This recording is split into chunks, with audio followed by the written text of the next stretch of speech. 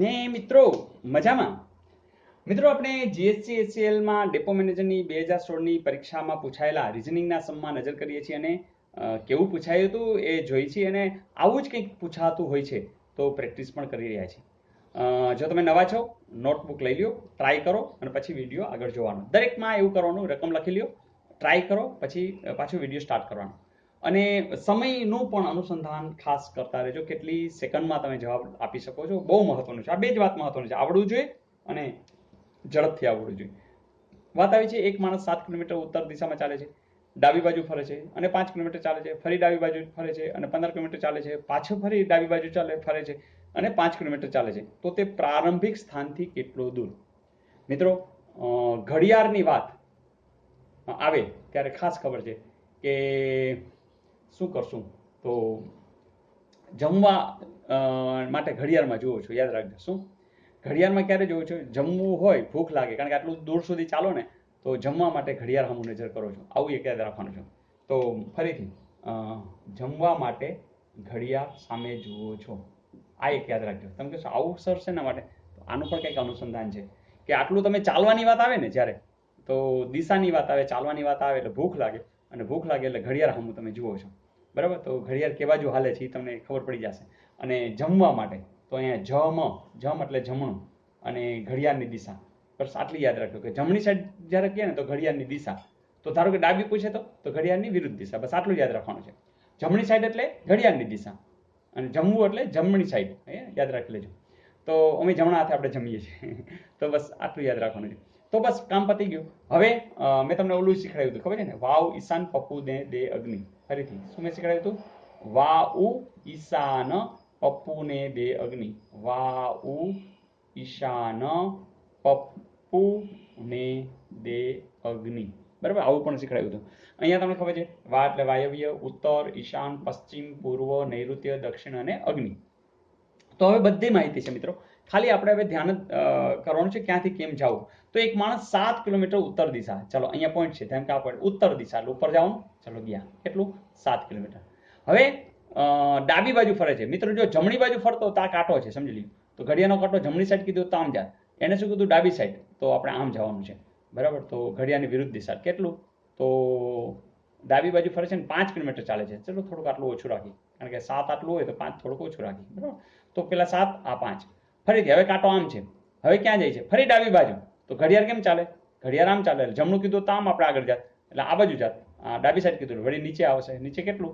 તો 15 કિલોમીટર. તો મિત્રો આટલું 7 છે, તો હજી થોડુંક વધારે, એટલે કે 8 જેટલું, બરાબર? આટલું 7 ને આટલું 8 અને આટલું 8 અને 7, 15 થઈ ગયા. જુઓ જી, હા 15 થઈ ગયા, એટલે અહીંયા પહોંચી ગયા.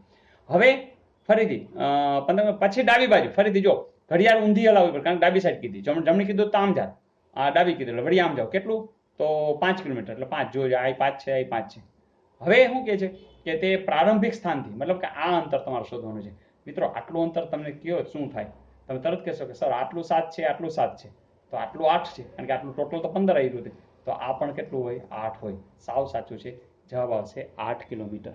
તો જે વસ્તુ તમે જાણો છો એનો જ સીધો ઉપયોગ છે, કારણ કે 7 પછી આમ 5, ફરીથી આમ 7, આટલું 8 એટલે આ 15 થઈ ગયું. 8 ને 7 15, તો આટલું 8 જ, કારણ કે આમ પાછી 5 જાય છે. તો આ કેટલું આવશે? 8. તો ત્યારે કદાચ દેખાણું નહીં હોય તો જરા જોઈ લેજો. ફરીથી સાવ સિમ્પલ, કોઈ આમાં ગડબડ હોતી નથી, સાવ સાદું સીધું. એક યાદ રાખવાનું કે આમાં જમણી સાઈડ કે ત્યારે ઘડિયાળ જે બાજુ ચાલતી હોય એ બાજુ જવાનું, એટલે આમ જવાનું. ડાબી સાઈડ કે આમે ઊભા હોય તો તમને ખ્યાલ છે જમણો હાથ એટલે આ બાજુ જાવ અને ડાબો હાથ એટલે આ બાજુ. પણ ઘણી વખત અહીંયા હોય તો તમે ઘડિયાળ યાદ કરીને કહી શકો.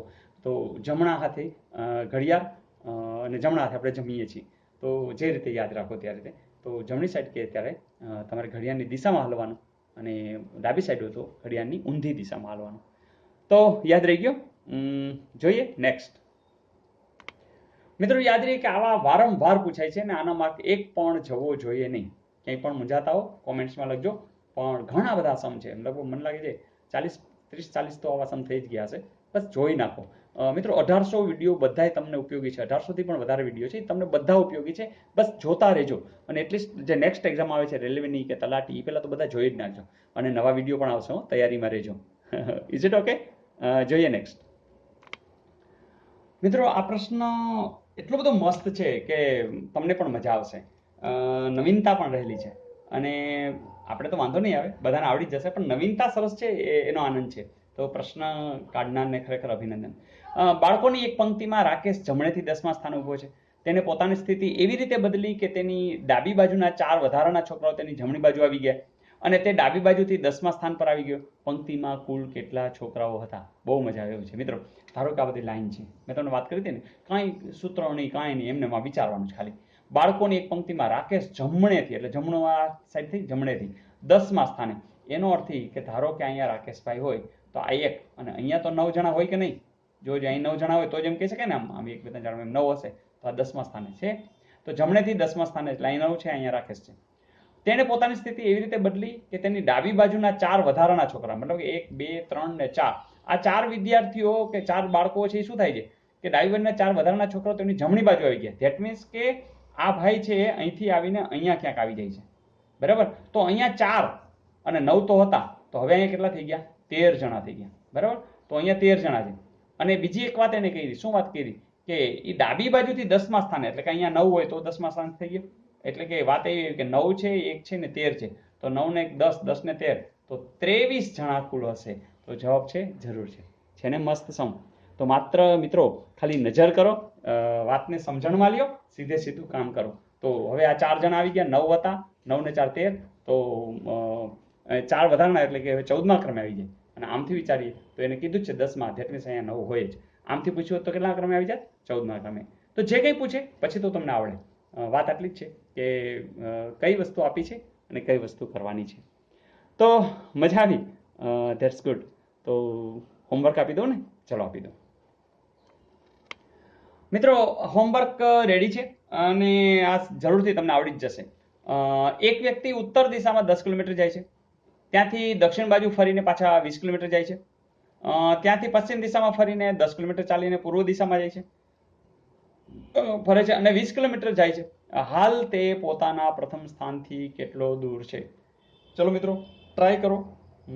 ABCD તમને આપ્યા જ છે અને મને લાગે છે કે 100% હવે તમે બધું જાણો છો, દિશા જાણો છો, તો જવાબ તમને મળી જ જશે. તો મજા આવી. અને હા, લાસ્ટ આપેલું હોમવર્ક પણ જોઈ લેવું છે ને? ચલો જોઈ લઈએ. તો મિત્રો રિઝનિંગ સહેલું છે અને હવે આપણી પાસે આ પ્રૂફ છે. તો જોઈએ નેક્સ્ટ. મિત્રો હોમવર્કમાં આવી કંઈક વાત હતી કે એ છે એ સી નો પુત્ર છે, સી અને ક્યુ બહેનો છે, ઝેડ એ ક્યુની માતા છે, પી છે એ ઝેડ નો પુત્ર છે. તો નીચેનામાંથી કયું વાક્ય સાચું છે? મિત્રો સંબંધોના અંદર જે આપણે રીત આપી છે, NDC એ જે રીત આપી છે એવી તમને ક્યાંય જોવા નહીં મળે, કારણ કે એકદમ સ્માર્ટ વર્ક. અને કંઈ પણ પૂછે તમે સ્યોરિટીથી કહી શકો કે આ તમારું સાચું જ હોય, અને કદાચ એ લોકોની ભૂલ હોય તો તમે પકડી શકશો. માત્ર કેટલી સિમ્પલ વસ્તુ મેં તમને કીધી હતી કે પુરુષ હોય તો તમે ચોરસ કરો, અહીંયા લખો, પુરુષ હોય તો તમે ચોરસ કરો, સ્ત્રી હોય તો રાઉન્ડ કરો, ભાઈ બહેન હોય તો એક લીટી, પતિ પત્ની હોય તો ડબલ લીટી, ઉપર પિતા કે માતા કે ઉપર જાઓ, દીકરો કે ભત્રીજો કે દીકરી કે એવું હોય તો નીચે જાઓ. બસ કામ પતી ગયું. તો આટલી જ વાત સાથે આપણે કામ કરવાનું છે. જેમ કે એ છે એ સી નો પુત્ર છે. હવે જો એ પુત્ર છે એટલું તો ફાઇનલ છે ને, તો મિત્રો આપણે તરત કરશું કે ભાઈ એ છે એ પુત્ર છે કોનો? સી નો. તો સી વિશે હજી ખબર નથી. સી અને ક્યુ બેનો છે. યસ, તો હવે ખબર પડી કે સી અને ક્યુ છે એ શું છે? બેનો છે. એટલે જો એક લીટી, ભાઈ બહેન હોય તો એક લીટી. ઝેડ છે એ ક્યુ ની માતા છે, તો ક્યુ ની માતા, તો ચલો ઝેડ માતા જ છે એટલે પાછા રાઉન્ડ. ઝેડ છે એ ક્યુ ની માતા છે. પી છે એ ઝેડ નો પુત્ર છે. હા, તો પી છે એ પુત્ર છે, તો પી છે એ આપણે આમ ચોરસ કરશું અને ઝેડ નો પુત્ર છે, બરાબર? તો આની આ દીકરી છે અને આ એનો દીકરો છે, એટલે આ ત્રણેય ભાઈ બહેન થયા, બે બહેનો એક ભાઈ થયા. નીચેનામાંથી કયું વાક્ય સાચું છે? ઝેડ અને એ કઝિન છે. ના, આમાં તો એવું કઈ છે નહીં, બરાબર? ઝેડ એટલે આ અને એ એટલે કઝિન ન હોય, પતી ગયું, એટલે જવા દો. સી અને ઝેડ બહેનો છે, તો સી અને ઝેડ બહેનો નથી, મા દીકરી છે, હે ને? અને આ દીકરીનો દીકરો છે. પી એના મામા છે. પી છે એના મામા છે. યસ, મમ્મીના બ્રધર થાય જ ને, બરાબર? સી ના બ્રધર થાય તો બસ કામ પતી ગયું મિત્રો. તો સ્યોરિટી સાથે તમે કરી શકો અને એક પણ માર્ક જાય નહીં. તો ચાહે બેન્કિંગની ટેસ્ટ હોય, રેલવેની ટેસ્ટ હોય, સ્ટાફ સિલેક્શનની, ઇન્કમટેક્સ ઓફિસની અંદર હોય, દરેકની અંદર આ રિલેશનના સમ હોય છે. અને આપણે જે આ શોર્ટકટ આપી છે, માત્ર 10 સેકન્ડની જે આ શોર્ટકટ છે, એ બસ ખાલી આત્મસાત કરી લ્યો ક્યાંય પણ તમારો માર્ક્સ કટ નહીં થાય. તો મિત્રો અમુક વસ્તુ તમારા માટે હું ફાઇન્ડ આઉટ કરું છું, નવી નવી શોધ કરી અને તમને હું આપી રહ્યો છું. બસ તમે ખાલી કામ કરો, ક્યાંય પણ અટકો તો વાત કરો, અને હા, તમે બધાને જોડ્યા કરો. જેટલા લોકોને માહિતી નથી બધાને જોડો, તો મને લાગે છે ઘણા બધાનો આપણે ભાર, ભણતરનો ભાર ઉતારી શકશું.